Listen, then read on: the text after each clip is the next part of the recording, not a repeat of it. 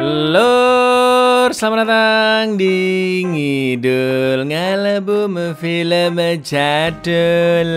Ya, apa kabar? Sehat-sehat gak biasa keluarga dong ya. Balik mana ambe aku Icang dengan quotes hari ini. Badan lemas, tenggorokan sakit, mata berkunang-kunang adalah ciri-ciri keracunan janji manis. Ya, sesuai requestan dari kalian, kali ini kita akan mengidul film dokumenter untuk pertama kalinya yang lagi rame diomongin juga lur, yaitu Money SHOT The PORN Hub Story tahun 2023. Ya, tau lah maksudnya apa ya. Dari judulnya udah tahu dong ini film tentang perusahaan apa ya kan. Ternyata ada banyak informasi yang kalian belum tahu dari berbagai sudut pandang lur. Jadi langsung aja kita ke request tebak-tebakan dari dulurku Mango Bro ya. Menteri siapa yang paling kaya? Ayo siapa? Ayo ya, pas. Jawabannya Erik Thachir ya. Kalau menteri yang tidak bisa dirubah apa? Erik Takdir. Terusin aja gak kelar-kelar lur kalian ini ya kan. Monggo skecaken.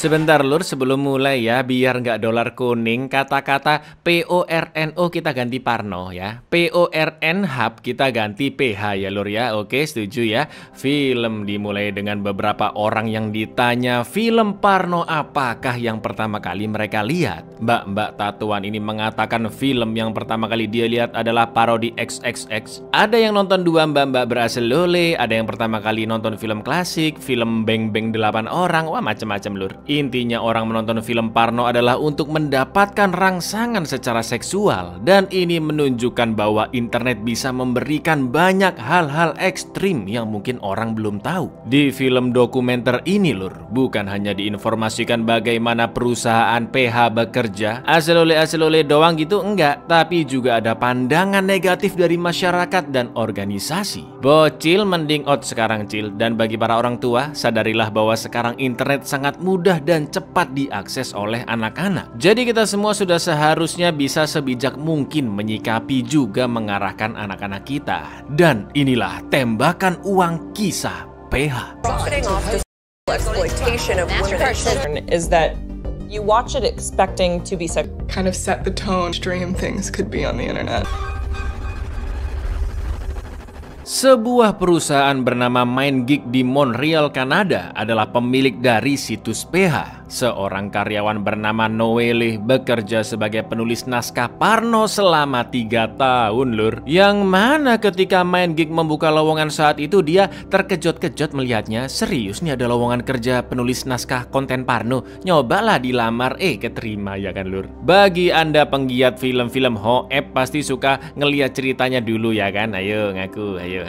Bukan hanya PH lur, ternyata MindGeek juga menaungi banyak situs-situs dewasa lainnya seperti Blazers, REDTube, XTUBE, dan UPORN ya. Meskipun bisnis utamanya adalah konten pornografi, tapi kantornya kayak kantor IT swasta kebanyakan lur. Ya biasa aja, ada meja, kursi, karpet, karena mereka adalah penyedia platformnya, bukan studio yang memproduksi konten dewasanya. Seiring perkembangan teknologi dan internet, hoep yang dulunya susah didapatkan dan harganya sangat mahal, saat ini jelas jauh lebih mudah dengan langganan per bulan yang tidak mahal, bahkan bisa gratis untuk mengakses banyak konten sekaligus. They didn't produce adult content, so they didn't have any relationship. Where somebody of semicolons and periods and An endless amount of content for 19.99 items. to get things for free very easily. Awalnya PH diprakarsai oleh 3 mahasiswa hanya untuk bersenang-senang, sampai akhirnya mereka menjual perusahaan itu ke seorang pria bernama Fabian yang langsung membuat PH menjadi situs nomor 1. Bahkan dengan berbagai macam keyword di Google, PH selalu muncul paling atas lur. Bisa dikatakan MindGeek ini melakukan seperti yang dilakukan Netflix, Facebook, TikTok, dan lain-lain, karena MindGeek mengumpulkan data penggunanya untuk menyesuaikan konten dengan penontonnya. Sampai suatu hari Fabian terkena penggelapan pajak dan seluruh asetnya dibeli oleh karyawan MindGeek, yaitu Veras, David, dan Bern. yang membuat PH jauh-jauh lebih besar lagi dengan cara membuat iklan di Times Square New York yang penuh kontroversi atau kolaborasi dengan selebriti seperti Kanye West. Juga lagu opening yang sangat-sangat khas dan mudah diingat. Waduh, ada Bu Cherry Devil. Ya.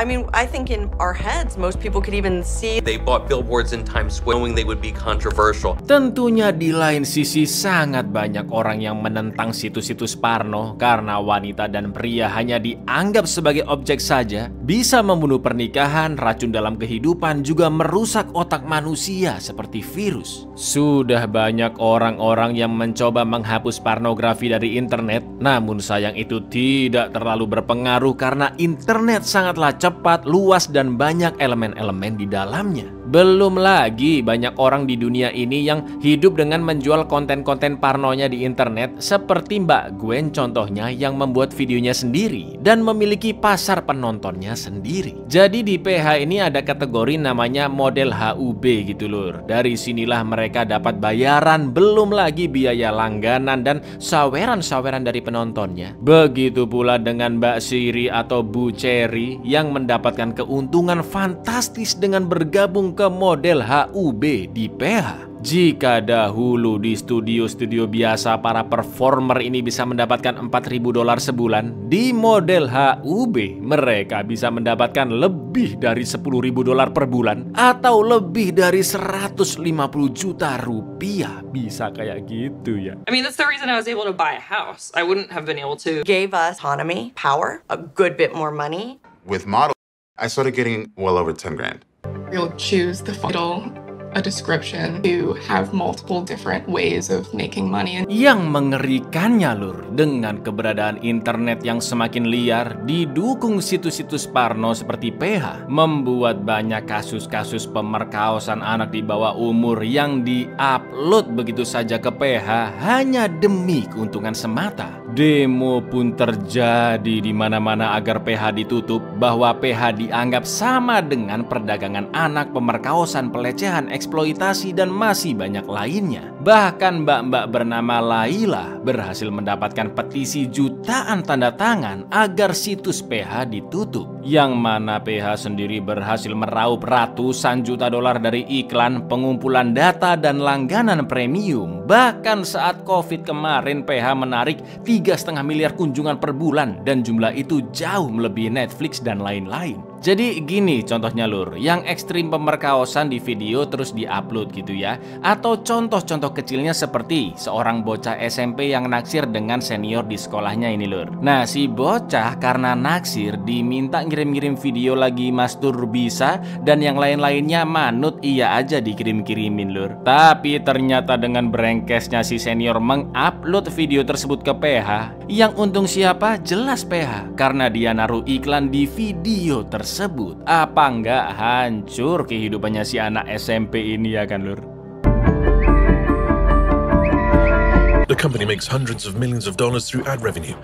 Those videos, 400,000 views. Demo-demo masyarakat dan kasus yang seperti tak dianggap tersebut mendapat perhatian dari seorang jurnalis ternama yaitu Nick, karena begitu banyaknya kasus anak-anak seperti tadi. Dan akhirnya Nick pun menulis sebuah artikel pada bulan Desember 2020. Artikel berjudul "Anak-anak PH" diterbitkan oleh New York Times. Artikel dari Nick ini pun mendadak viral, menyebar kemana-mana, dan masyarakat pun semakin geram dan sadar betapa berbahayanya situs pornografi. Situs PH pun habis dicecer, dimaki-maki, namun para performer merasa jika pekerjaan mereka tidak bisa disangkut pautkan ke kasus seperti itu. Mereka sebagai pekerja melakukan atas dasar persetujuan. Namun perdagangan atau pemerkosaan adalah jelas tindakan ilegal. Karena kasus inilah perusahaan-perusahaan pembayaran terkemuka di dunia menghentikan kerjasamanya dengan PH seperti Mastercard, Visa, dan Discover. PH akhirnya menghapus 10 juta video-video yang tidak terverifikasi dan ilegal, sementara banyak performer-performer yang protes karena berhentinya kerjasama perusahaan pembayaran sama saja dengan merenggut kehidupan kehidupan mereka, yang mana performer ini malah bisa beralih profesi menjadi PSK. It's not to say that those videos that they took down were non-consensual. So MasterCard and Visa pulled their processing from taking food out of people's mouths. They're just making friends and Terrified that they're going to do the stuff. to post online and Setelah itu pihak PH pun berjanji akan membuat perubahan kebijakan. Pertama, hanya pengguna atau performer yang terverifikasi saja yang boleh mengupload konten. Kedua, orang-orang tidak bisa lagi mendownload di situs PH. Dan ketiga, akan berusaha sebaik mungkin berbuat adil ke pihak manapun, baik itu dari performer, penonton, dan masyarakat. Pada bulan Februari 2021, petinggi perusahaan MindGeek akan menjalani sidang di Parlemen Kanada yang bisa disaksikan oleh seluruh masyarakat untuk membahas masalah privasi di PH. Ketiga petinggi PH yaitu Veras, David, dan Corey mengatakan jika mereka prihatin atas penyebaran konten ilegal tanpa persetujuan, yang mana itu bertentangan dengan prinsip MindGeek maupun PH. Para petinggi MindGeek mengaku jika saat ini hanya ada konten-konten video dari uploader terverifikasi saja, sedangkan video-video dari uploader ilegal seluruhnya telah dihapus karena entah bagaimana mereka ini bisa membobol sistem PH. Bisa aja alasannya nggak tahu kalau dibobol, nggak tahu kalau dibobol, bilang aja sengaja dibiarin biar dapat uang iklan. Sementara itu ada moderator perusahaan MindGeek atau gampangnya inilah yang bagian ngecek-ngecekin boleh nggaknya video dipublish. Moderator ini memberikan kesaksiannya selama bekerja, di mana para moderator harus mengecek 800 sampai 1000 video setiap harinya. Anjir, kalau kayak gini mental nggak kuat, bahaya sih sumpah. Iya, kalau 10 video gitu happy-happy aja ya kan nontonnya. Ini 1000 apa nggak birahinya mati rasa ya kan, dan bisa keganggu itu mentalnya. Masalahnya adalah karena targetnya terlalu banyak, moderator sangat sering skip video dan suara videonya juga di-mute biar cepat selesai kerjaannya. Padahal di antara ribuan video tiap hari tersebut ada kasus yang tadi itu pemerkosaan, pelecehan, dan lain-lain. So, of course, they're fast forwarding, skipping through. Each of these moderators were tasked with a 8-hour shift. We would still miss a few videos every now and then. I can't really tell from a video the age of somebody. Kasus-kasus ini juga menarik perhatian dua organisasi, yaitu NCMEC dan NCOSE. Yang gampangnya organisasi ini bertugas membantu mencegah dan mengurangi korban-korban eksploitasi anak, wanita maupun seksual. Total lebih dari 30 wanita menggugat PH dengan tuduhan mengeksploitasi mereka untuk tujuan profit. Pengacara bernama Michael Bow pun mewakili wanita-wanita tersebut untuk melawan MindGeek. Sedangkan dua organisasi tadi benar-benar ingin seluruh konten seksual dari berbagai media dihapuskan. Selain itu, karena diketahui salah satu petinggi MindGeek dan PH yaitu Pak Veras memiliki rumah baru sangat-sangat mewah seharga 300 miliaran. Dengan brutalnya masyarakat yang sangat-sangat geram dengan kasus ini pun sampai membakar habis rumah tersebut di akhir tahun lalu. Apa nggak ngeri ini semua terjadi karena banyak di luar sana orang-orang yang tidak suka bahkan mengecam industri dewasa, dan sampai saat ini belum diketahui siapa pelakunya. Confirmed, it's Ferris Antoon's mansion that owns Pornhub has been the target of arson. As far as I know, movement as to who exactly did it caught fire. There's not much house.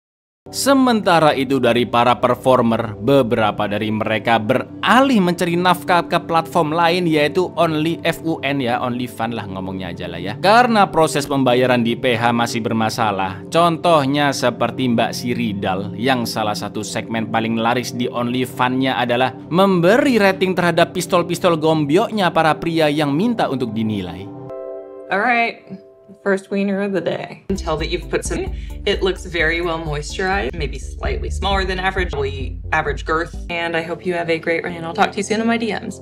7 out of 10, and I hope that you're happy with that rating. Selain itu, para performer atau pekerja-pekerja dewasa online demo ke jalanan karena ada undang-undang baru yang telah disetujui, di mana platform-platform yang ketahuan menaruh iklan di konten-konten berbau pelecehan, perdagangan orang atau pemerkosaan akan dituntut dan perusahaan tersebut bisa ditutup. Akibatnya apa, Lur? Ketar-ketir ya kan perusahaan-perusahaan situs-situs dewasa ini, dan harus sangat berhati-hati menaruh iklan di platformnya, yang akhirnya itu juga berpengaruh terhadap penghasilan para performer demo lah akhirnya kayak begini, karena mereka malah bisa beralih menjadi PSK yang mana itu lebih berpenyakit dibanding performer online. Bukan hanya PH dan platform-platform lainnya, Lulur, Instagram, Twitter, dan lain-lain juga lebih ketat menyensor, menghapus konten, atau bahkan mengsuspend akun yang menunjukkan ketidaksenonohan karena tidak ingin terkena tuntutan. Pasti beberapa dari kalian pernah dapat teguran dari video atau foto yang diupload ya kan? Nah, ya ini gara-gara undang-undang ini, Lur. They passed SESTA, which is Fight Online Sex. Go back to their 2% of us lost our income. It's influenced more Twitter and Instagram. My main account with the most number of followers is Shadow Band. There's just a whole really long laundry list. Performer yang akhirnya beralih mencari nafkah ke OnlyFans kembali mendapatkan masalah karena OnlyFans akan sempat melarang adanya konten pornografi di platformnya. Namun akhirnya rencana tersebut dibatalkan agar dapur para performer bisa tetap ngebul ya kan. Film pun ditutup dengan memperlihatkan para performer yang tetap berjuang mempertahankan karirnya di balik gempuran masyarakat, pemerintah maupun organisasi yang ingin menutup berbagai platform. Meskipun platform ditutup sekalipun, Lur, internet yang sangat cepat dan luas ini tidak akan bisa dihentikan untuk terus menyebarkan konten-konten berbau dewasa, pelecehan, pemerkosaan yang akan selalu dikonsumsi oleh orang-orang. Dua eksekutif MindGeek yaitu Feras dan David mundur dari jabatannya pada Juni 2022 lalu. Namun mereka tetap memiliki perusahaan tersebut. Sedangkan akun Instagram PH diblokir secara permanen pada September 2022 karena melanggar syarat layanan Facebook. Dan sampai saat ini, Lur, para performer masih belum bisa menjual karya-karyanya di PH. Inilah berbagai sudut pandang yang terjadi di industri dewasa, khususnya PH, Lur. I know our end is as dark as portrayed. That's not stopping the videos from happening. That's not fixing. Everybody, take a minute. It's been a... Buyar, gimana pendapat kalian? Gimana? Setelah menonton film dokumenter satu ini, Lur, coba komen-komen di bawah ya. Nonton Hoep itu urusan kalian masing-masing lah, udah pada gede dan bisa bertanggung jawab, bukan? Assalamualaikum.